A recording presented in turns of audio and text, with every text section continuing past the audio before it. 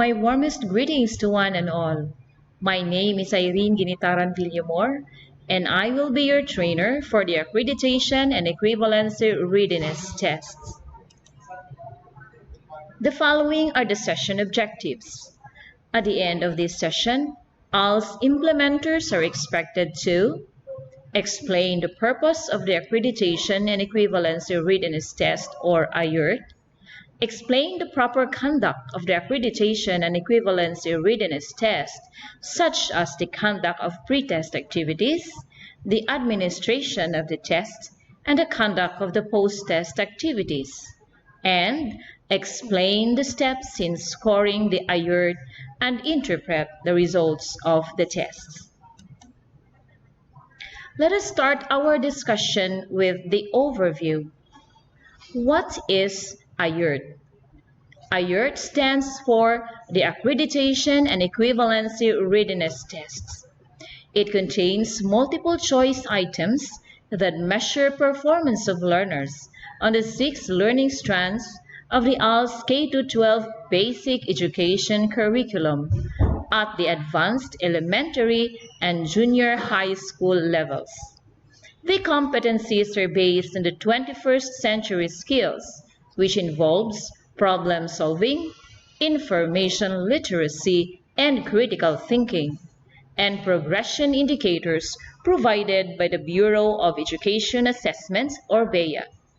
There are 3 difficulty levels of the tests, and these are low, medium, and high. Who are to take the test?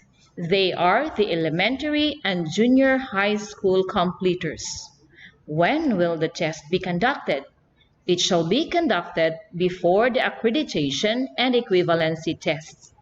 It shall be conducted at the designated testing centers. And why should a test be conducted? Specifically, AYERT aims to assess the preparedness of prospective test takers of the A&E tests, measure performance of learners in the 6 learning strands of the ALS K-12 basic education curriculum at the advanced elementary and junior high school levels. How should AYERT be conducted? The learner is given the Accreditation and Equivalency Readiness test booklets and answer sheet. He or she is expected to work independently, answer all the test items properly, avoid staying too long on any particular item, and avoid copying from seatmates. We come now to the features of the tests. The AYERT will be administered to the elementary and junior high school level learners, which covers 6 learning strands of the ALS new K-12 curriculum. For elementary level, each learning strand is composed of 27 multiple choice items with a total of 189 items, which will be taken for 3 hours and 30 minutes. For the junior high school level, each learning strand is composed of 54 multiple choice items with a total of 378 items, which will be taken for 6 hours and 30 minutes. The first set will cover LS1 to LS3 in 3 hours and 50 minutes, while the second set, which covers LS4 to LS6, in 2 hours and 35 minutes. Those are just some of the very important features of the Accreditation and Equivalency Readiness test. Those are just some of the very important features of AYERT or AYERT. We come now to session 2 of our activity, and our discussion will focus on the Accreditation and Equivalency Readiness test administration.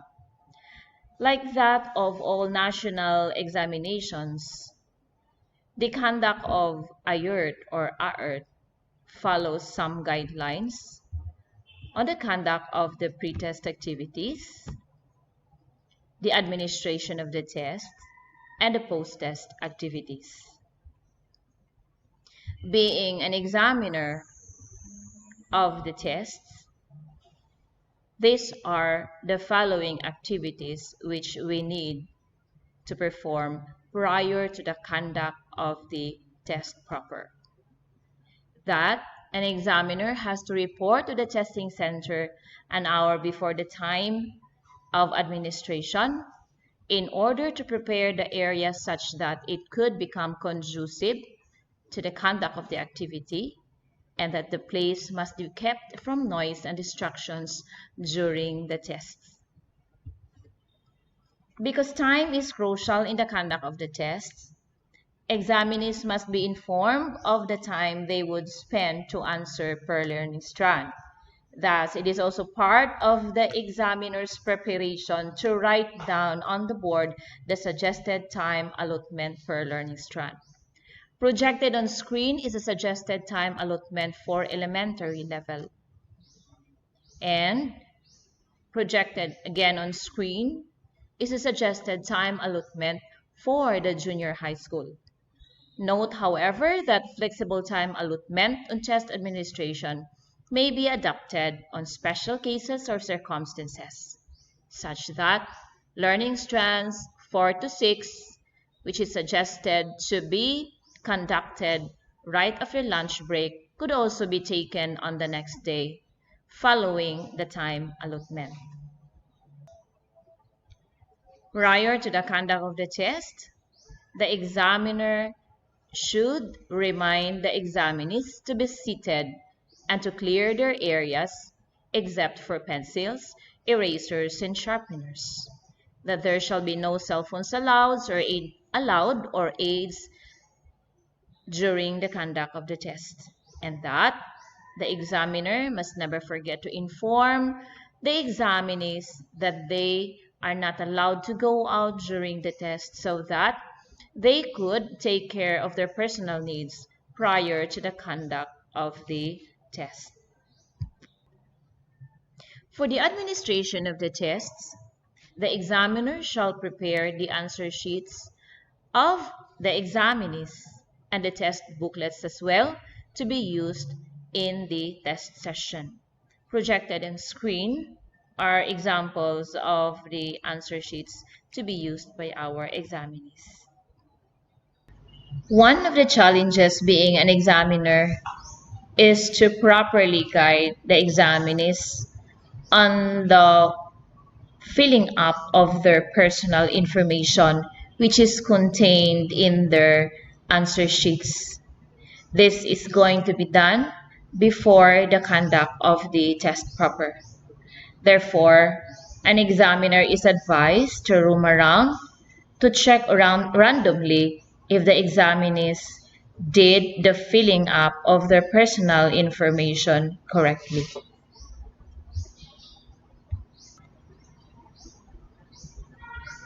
Another very important thing that should be remembered by the examiner is that he or she is advised to demonstrate the correct way of filling up the circles which corresponds to the examinee's correct. Another thing which should be remembered by the examiner, an examiner is also advised to demonstrate the correct way of filling up the circles which corresponds to the examiner's answer. The examiner too is advised to demonstrate the correct way of filling up the circles which corresponds to their answers. Now, during the administration of the test booklets for learning strands 1 to 6, the examiner again is instructed as to what to say and do. You don't need to worry because again, this is contained in your manual. Such as saying, ngayon, ipapasa ko naman ang mga test booklets. Like that.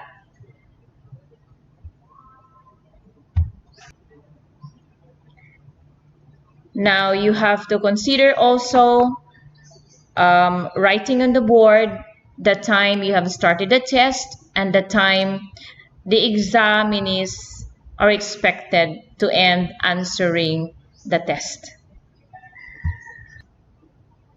Now, when the time is up during the morning session, the examiner shall ask the examinees to pass the booklets by row, account its completeness, and then you are instructed again to read verbatim. Tapos na ang pagsusulit para sa LS1 hanggang LS3. Bumalik kayo para sa pagsusulit ng LS4 hanggang LS6 mamayang hapon. This is applicable only for the junior high school because for the elementary level, they will only be spending half of the day to take the test. So in the afternoon, again, the examiner shall write the time the test would start and the time it would end. And this is going to be written on the board. So when the time is up for the afternoon session, you are asked to tell the examinees to pass the booklets by row and then collect the booklets, counting them, ensure that everything is accounted for, and then you are to say, tapos na ang pagsusulit, maraming salamat po. Again, this is contained in your manual.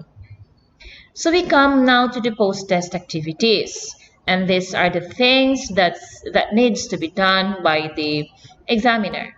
So after the test, you are to put the test materials in order, return the booklets and the unused forms to their corresponding packs, and then keep the materials in a secure storage. You're to put together the accomplished answer sheets and the list of examinees. Number 3, which is I would say heavier one, you are to score the examinees' answer sheets and record the data needed using the A and E readiness test result forms. Again, you are to score the examinees' answer sheets and record the data needed using the A and E readiness test result forms. So number 3 actually leads us to session 3 of our activity this day, which is going to discuss on the score interpretation and analysis. Okay, I have in here some of the guidelines which I have personally asked Ms. Irene Barsaga, because we all know that A and E readiness test is not yet administered as of this moment. So I was asking her about the point system and the passing score of our examinees. So she was saying 1 point is given to every correct answer, and an examinee should score at least 60% to pass the test. And then you could see on the individual score sheets of the examinees, the remarks. There is a column for remarks in there, and you could only be writing whether passed or failed. So I have projected on screen a sample of the A and E Readiness Learner Score Sheet. So you could see the personal information of the examinee, then the columns for learning strands and the corresponding score of the learner per learning strand. So the first score sheet is for the junior high school, and the second score sheet is for the elementary, still containing the columns for learning strands and scores, so with the personal information of the examinee. Another sample in here is the A and E Readiness Learner Score Sheet. I am taking into consideration the work of, the score sheet of Kaloy D. Pinaglaban for the junior high school. And then you could see on the first column the learning strand, and in the second column the passing score, the actual score, and the last one is the remarks. Now you might be asking how the passing score is being obtained. Remember that as per instruction, 60% of the total number of item defines the passing score of the learner. So Since the number of items for the junior high school is 54, the passing score is 32. Now let us go over on the third column of Kaloy Pinaglaban's score sheet. Let us compare those actual scores to that of the passing score so that we could come up with the remarks. Let us take the example of LS1. Since the score of Kaloy, actual score of Kaloy is 33 versus that of the 32, which is the passing score, definitely we could say that Kaloy passed that particular learning strand.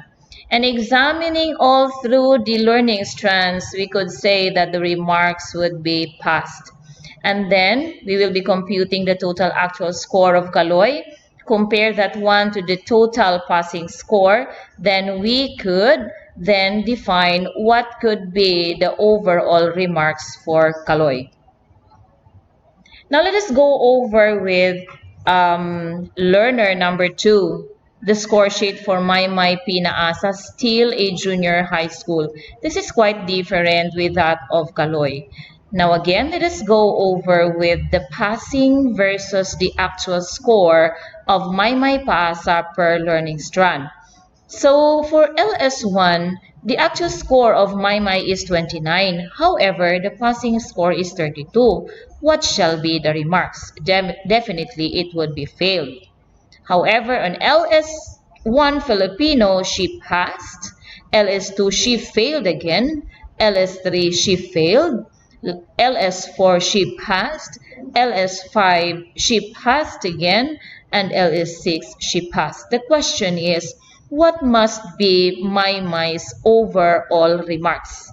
Now, my answer to that is that it would depend on Maymay's actual total actual score.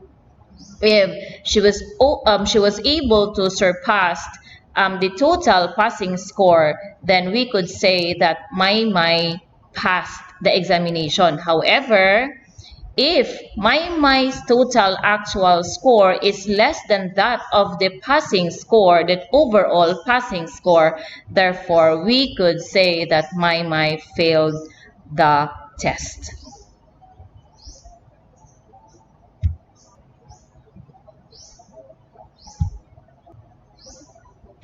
I guess that's all. I hope everything is clear for you. Just some points to ponder. By this time, upon hearing our discussion, I would just like to ask you, how did you find ART or IERT? Why should learners need to do it independently? How would you prepare your learners to pass the IERT or ART? You could take some reflections on those points and then work on it as to how you could better help your learners. Again, this is Irene Ginitaran Villamor saying thank you for your time. Thank you for listening. Good day, everyone.